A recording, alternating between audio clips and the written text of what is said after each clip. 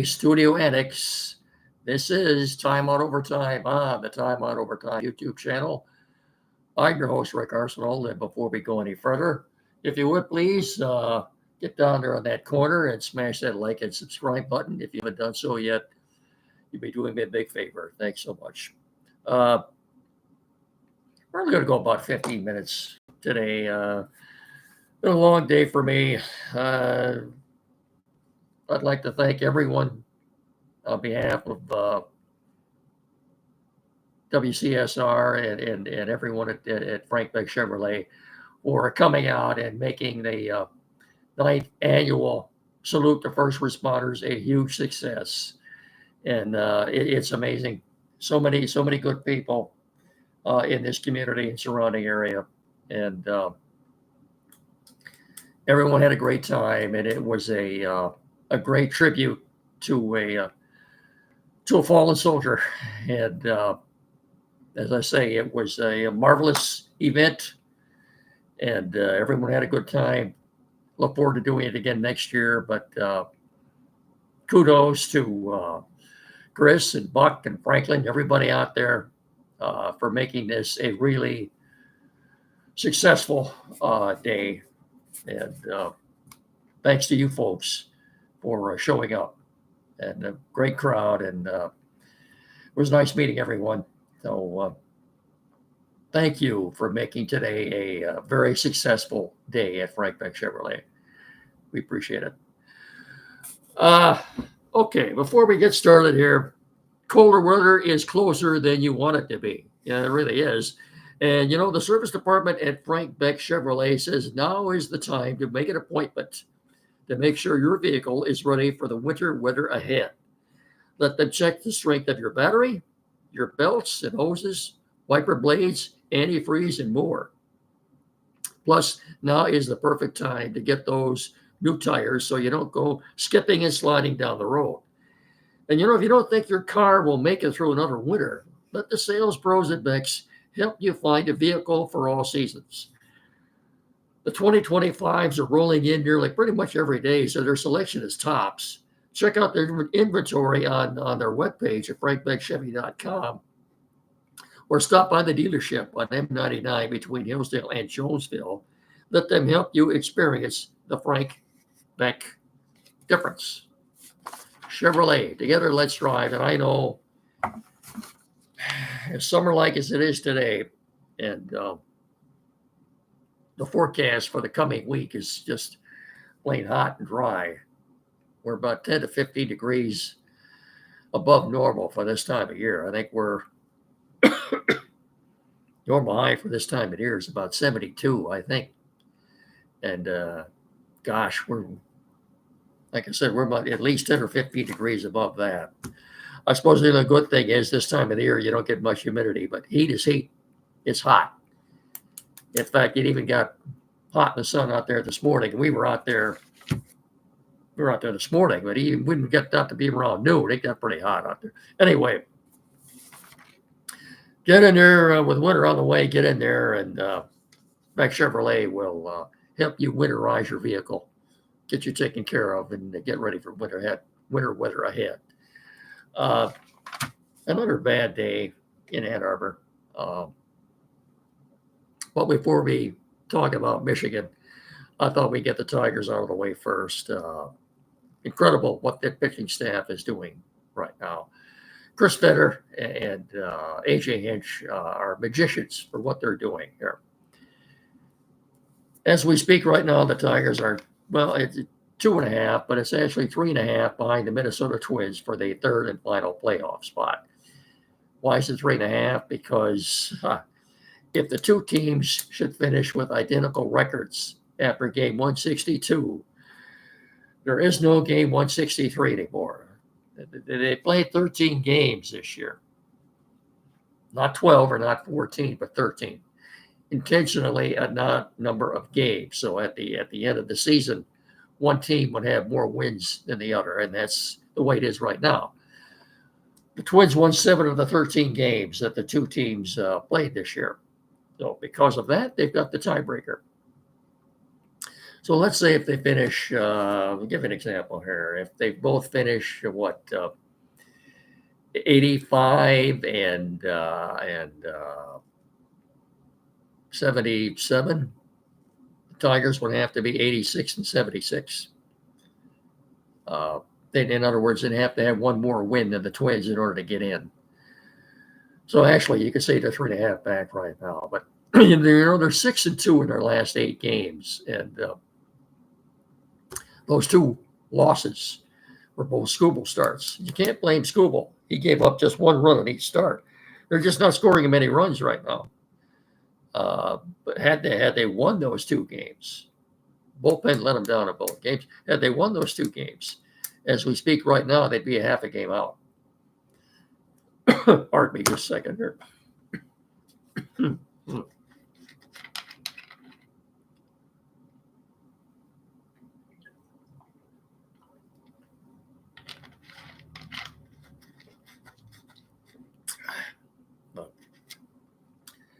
So as it stands, they're going up against the Orioles ace, Corbin Burns, former National League Cy Young winner. He's still good. In fact, some might say that he would have a shot at winning the Cy Young this year. I don't think so. I think it belongs to Skubal. Time will tell on that. But another thing to consider too, if the Tigers somehow, and it's a long shot, this is still a long shot for this to happen. If they somehow should pull this off, it would be the first time in the history of Major League Baseball that a team were sellers at the trade deadline and made the playoffs. Think about that. Chew on that for a while. What I think will happen was, look, if they split today and tomorrow, next week we'll decide their fate. 3 in Kansas City and 3 in Baltimore, while Minnesota's got 4 in Cleveland and 3 in Boston.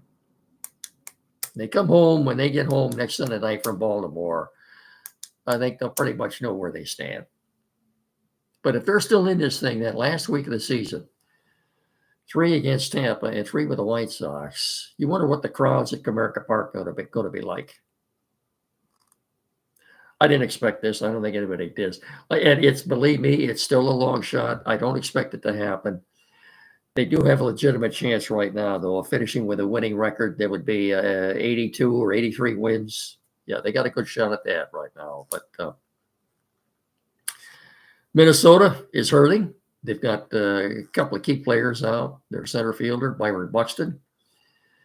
Shortstop, Carlos Correa. And by the way, Carlos Correa, folks, has plantar fasciitis. That's an ailment of the foot. I harken back to a couple of years ago when he was previously with Minnesota, decided to play out his option and sign a huge, lucrative long-term deal with the San Francisco Giants. They had struck a deal. The only thing was the Giant team doctors didn't like what they saw in his physical. That didn't go through. So a week or 2 later, he signs another lucrative long-term deal with the Mets. They thought they had a deal done there, but the same thing. The team doctors didn't like what they saw in the physical on that foot. So he ends up going back to the Twins, and they re-signed him, knowing full well that he had issues with his foot. So here they are. They're slumping. He's not playing. They don't know when he's going to be back. Keep one thing in mind, too. If the Twins don't get in, I think you'll see the manager, Rocco Baldelli, fired, and Thad Levine, the executive vice president, general manager, should go right along with him because he was the one that gave Correa this contract, completely oblivious to what happened in San Francisco and New York. He took him back anyway. Anyway. Good luck to the Tigers the rest of the way. Good luck tonight. I know of people that a couple of people told me that they're going to the Lion game tomorrow, but they're going to be monitoring the Tiger game, which will be right next door at the same time. And that's another thing. Tiger game has been bumped up from 1 o'clock to noon tomorrow because the Lions are playing right next door at 1. Parking has become such a premium around the Comerica Park at Ford Field that people are telling me just within walking distance of the two facilities now, parking is, they're seeing $100 for parking now. That's what it's come to in that vicinity, in that area. It's now that these people have season tickets, so they got reserved parking. But if you're going there just to see a ball game, you don't have season tickets, you want to see a Tiger game, be prepared to pay at least $100 for parking. Is it price gouging? You bet it is, but I guess they can get away with it. Okay, before we get into U of M and Michigan State, I'd like to put in a good word for a good man, Tim Lindley at Quality PC in downtown Hillsdale at 37 Waldron Street for all your technical needs and services. That's a couple hundred feet west of Howell. Tim is the guy. He's the most knowledgeable tech service man in our area. Whatever the issue you might have, computers new or used, maybe the computer you have now needs a little work done on it, flat screen TV mounting and programming, internet installation, printers new or used, you name it, anything. Tim is the man you want to see. 517-610-5372. And as I said, at 37 Waldron Street in downtown Hillsdale. Get in there and see Tim. But when you do, tell him me and Mickey sent you. Okay. Another bad day in Ann Arbor. They won the game 28-18 over Arkansas State. They had a 21-3 lead at half. Were outscored in the second half, 15-7. Where to begin? Davis Warren, the walk-on Davis Warren, was replaced about halfway through the third quarter after throwing his third interception. Alex Orgy came in, and basically all he did was hand the ball off. Michigan did run at the rush for over 300 yards today, I believe. But look, looking at their schedule, I'll be surprised if they win 2 more games. I really will. And they're certainly not going to win 6 games. Certainly not going to be in a bowl this year. And guy I feel sorry for is Sherrone Moore, because he was left with a complete mess. Arbor. Thank you, Jim Harbaugh. Yeah. The defense, I thought Michigan's defense would be better than the offense. I thought it would be a top 10 defense. It's not. They've got a defensive back who will be in the NFL next year. They have 2 defensive linemen who will go in the first round of the draft. I don't know what it is. Is it Wink Martindale? And this guy looks like he woke up. Looks like he got out of bed this morning with a hangover. That's what Wink Martindale looks like when you see him on the sidelines. No animation, nothing. I don't think I've ever heard a word out of Wink Martindale. Defense was bad in the second half. I guess more turnovers, stupid penalties. I think Arkansas State scored their last touchdown with 20 seconds left. The Wolverines had stopped them on 4th down, but they were called for roughing the passer, I believe. Just dumb, stupid penalties. And they don't look like a very disciplined team either, if you ask me. If you want my opinion, they just don't. It will be interesting to see how many points USC will be favored by when they come to the big house next Saturday. That won't be very pretty either. By the way, for you Notre Dame fans, they're putting a real whooping on Purdue today. I mean, a real butt kicking. That doesn't surprise me. Michigan State Spartans just got underway in the second half, leading 27-0 over Prairie View A&M. The Spartans were favored, I believe, by 40.5 points. So it will be interesting to see if they're capable of exceeding that this afternoon. So we will see. Uh, Lions, NFL tomorrow. Hang on here just a second. I'm almost done.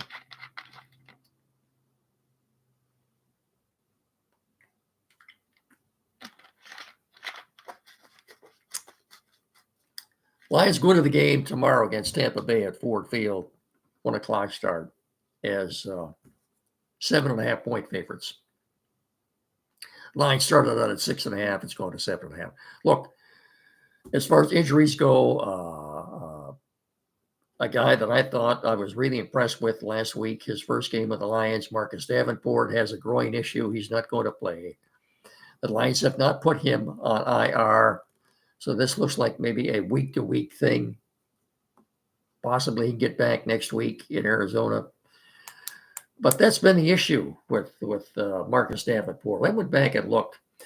He played in 4 games last year with the Minnesota Vikings. The year before that, he missed 5 games. The year before that, he missed 6 games. He's got tremendous upside. He's a big man. He's 6'6", 270. He simply can't stay healthy. And lo and behold, I'm really excited watching him play last week. I think he had 6 or 7 pressures, quarterback pressures, and he's hurt. A groin. It's a groin issue. A couple of other Lion injuries. Penei Sewell has been nursing an ankle all week. He did practice yesterday, and he told reporters he was going to play tomorrow. I don't know how much that will affect him. I don't think it will.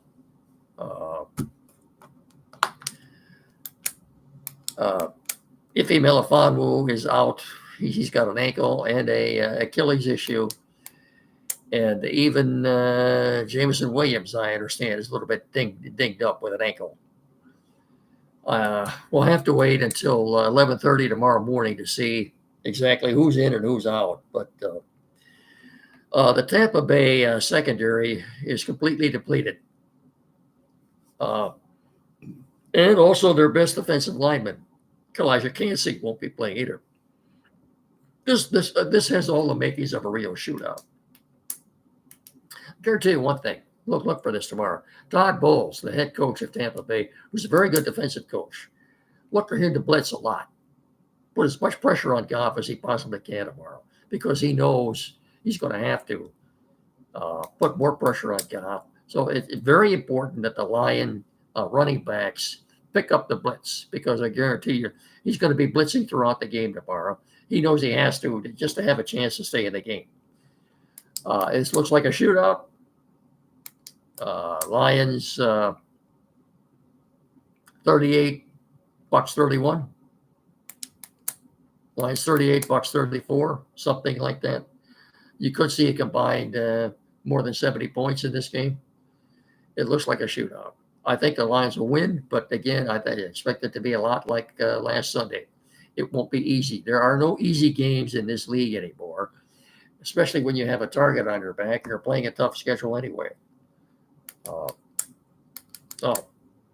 By the way, the announcers for this game on Fox tomorrow will be Kevin Kugler doing play-by-play with Daryl Johnston as his analyst. Kevin Burkhardt and Tom Brady, I guess, are doing the game in Dallas, Cowboys and Saints. So we have yet to see Tom Brady yet. As I said, I think the Lions will win tomorrow. And my final score, I think I'll make the Lions 38, Bucks 34. Okay. Have we covered everything here on this Saturday? I think we have. Good luck to the Tigers tonight, tomorrow. Remember, the Tiger game tomorrow starts at noon. Good luck to the Lions tomorrow at 1. Hopefully, my Sunday night dinner is a good one tomorrow night. If it is, that means the Lions won. So that's going to about do it for us. Don't forget, again, next Saturday, 9 to 10, time out with Andy and Jed here locally at on WCSR 92.1 FM. Again, Thank you so much, everybody that came out and showed up at the 9th annual Salute to First Responders today. You made that a complete success. And from the folks at Bex to us at WCSR, thank you very, very much. That's going to do it. I'll talk to you again on Tuesday. Remember, please treat each other with respect. Have a good rest of your weekend, and so long, everybody.